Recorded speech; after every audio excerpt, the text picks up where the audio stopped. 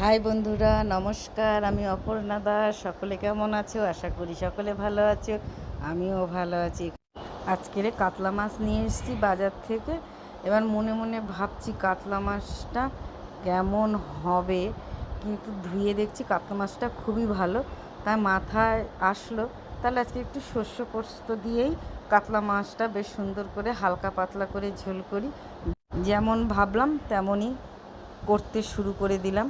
এখানে আমি দেখো সানরাইজের শস্য পোস্ত পেস্ট নিয়ে এসেছি।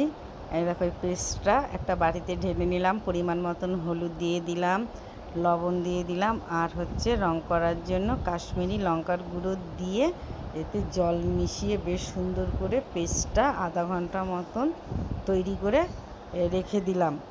এদিকে আমি বেগুন কেটে নিলাম, নিয়ে বেগুন আর মাছটা বেশ হালকা হালকা লাল লাল করে ভেজে নিলাম।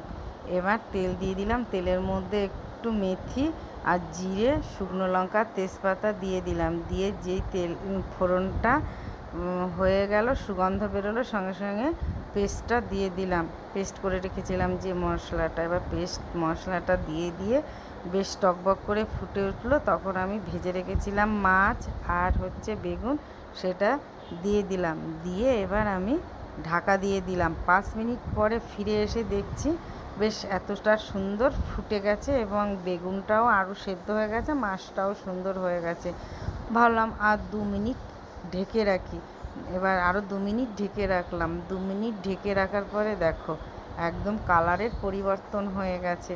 এবার আমি কাঁচা লঙ্কা চেরাটা দিয়ে দেব, দিয়ে 2 মিনিট ফুটিয়ে নেব। দেখো পুরো হয়ে গেছে। এবার আমি নামিয়ে নিলাম।